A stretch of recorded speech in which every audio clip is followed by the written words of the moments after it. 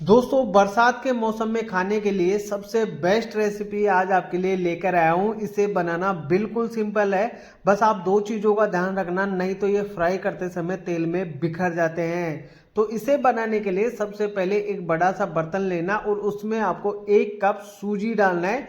सूजी बारीक वाली, मोटी वाली, जो भी आपके पास उपलब्ध हो बस आप डाल दीजिए। अब इसके बाद में 1/4 कप हम यहाँ पर बेसन लेंगे। बेसन मैंने बिल्कुल बारीक वाला यूज किया है। अगर आपके पास मोटा वाला उपलब्ध हो तो भी आप यूज कर सकते हो। बस इन दोनों चीज़ों को आप अच्छे से मिक्स कर लीजिए।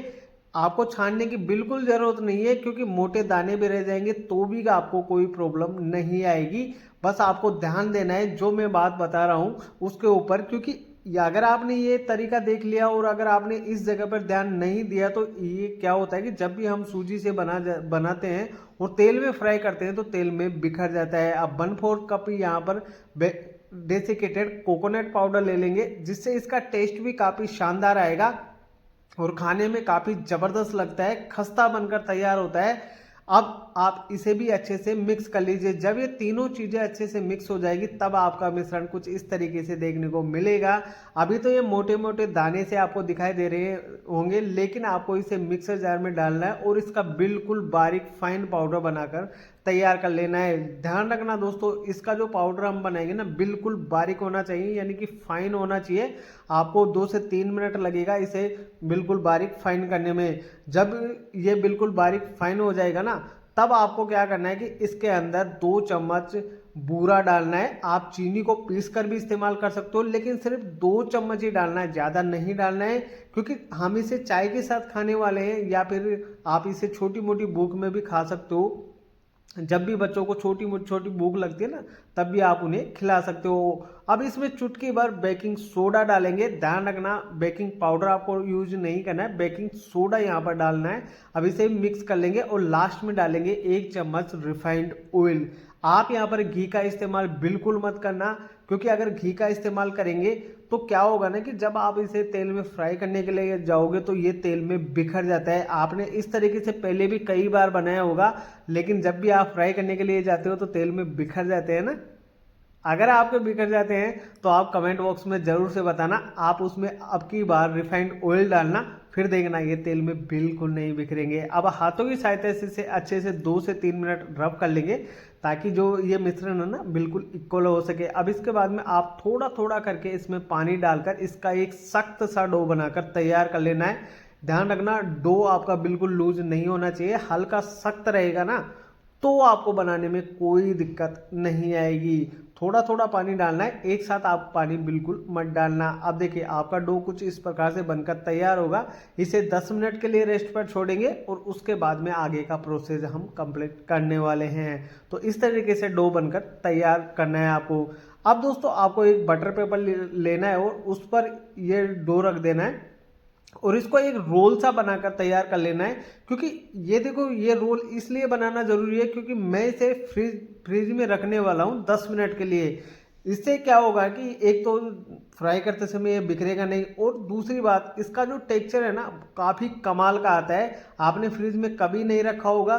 तो ये दो चीज़ें तो मैंने आपको बता दी, और 2 से 3 चीज़ें जब हम फ्राई करते समय बस उस समय आपको ध्यान रखना है, फिर आपको कोई दिक्कत नहीं आएगी और ये आसानी से बनकर तैयार हो जाता है। अब देखिए दोस्तों, फ्रिज से निकालने के बाद में आप इसके किसी भी प्रकार से पीस काट सकते हैं। मैंने हल्का चपटा पीस इसका बनाकर तैयार किया है। ज़्यादा मोटी साइज में नहीं रखेंगे, मीडियम साइज में रखेंगे, ताकि फ्राई करते समय आसानी से फ्राई हो जाए और अंदर तक फ्राई हो जाए। जब अंदर तक ये फ्राई हो जाएगा ना, खाने में काफ़ी स्वादिष्ट भी लगता है।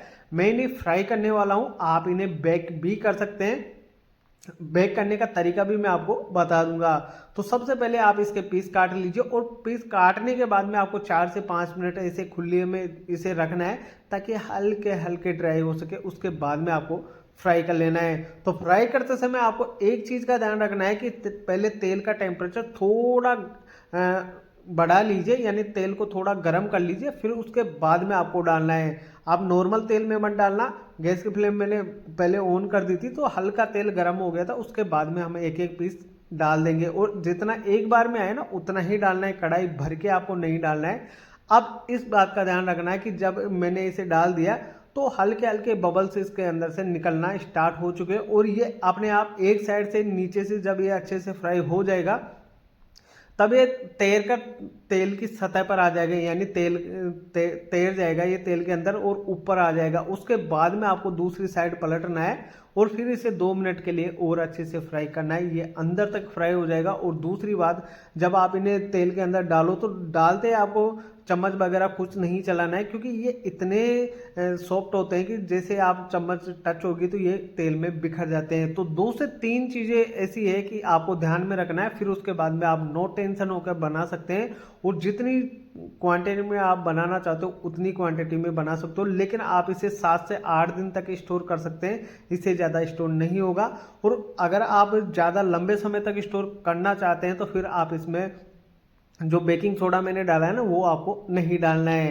वो अगर नहीं डालेंगे तो फिर आप 15 से 20 दिन पे आराम से स्टोर करके रख सकते हैं, कोई दिक्कत नहीं आएगी, ख़राब नहीं होंगे।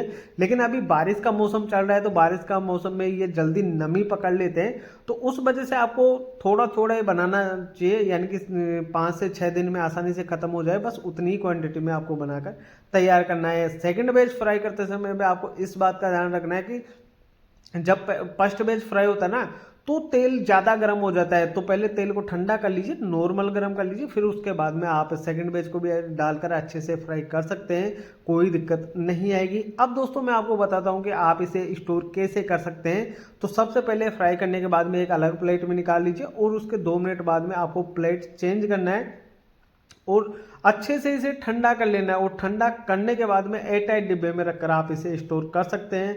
आप इसे चाय के साथ छोटी मोटी भूख के लिए भी इस्तेमाल कर सकते हैं, और कहीं सफ़र पर जा रहे हो, क्योंकि बारिश के मौसम में अक्सर हम घूमने निकल जाते हैं कहीं भी, तो इसे बनाकर लेकर जा सकते हो और आप इसका एंजॉय कर सकते हो। आप चाय के साथ इसे खा सकते हो, कहीं घूमने जा रहे हो तो वहाँ भी इसका लुत्फ उठाया जा सकता है। और टेस्ट में यकीन मानो, गारंटी देता हूँ, टेस्ट में आपको काफ़ी बेहतरीन लगेगा, बहुत ही लाजवाब बनकर तैयार होता है। और जब ये अंदर तक अच्छे से फ्राई हो जाता है ना तब इसका टेस्ट और भी ज़्यादा बढ़ जाता है। और जो मैंने यहाँ पर चीज़ें इसके अंदर ऐड की है उनका कॉम्बिनेशन बहुत ही परफेक्ट आता है। मैंने बिस्किट की बहुत सी रेसिपी मेरे चैनल पर अपलोड की है, लेकिन सबसे बेस्ट आपको ये बिस्किट देखने को मिल जाएगा। तो दोस्तों उम्मीद करता हूँ आपको काफ़ी ज़्यादा पसंद आएगा। पसंद आती है तो वीडियो को लाइक जरूर से करना और कमेंट बॉक्स में ज़रूर से बता देना कि आपको ये बिस्किट की रेसिपी कैसी लगी। अगर आपने नए हो चैनल पर पहली बार आए हो तो सब्सक्राइबर जरूर से कर देना, ताकि आने वाली वीडियो की नोटिफिकेशन आप तक जल्द से जल्द पहुंच सके। मैं ऐसे यूनिक चीज़ें वो कम खर्च में बनने वाली रेसिपीज आपके साथ शेयर करता रहता हूं। तो दोस्तों मिलते हैं नेक्स्ट वीडियो में, तब तक के लिए आप इसको एंजॉय कीजिए। धन्यवाद।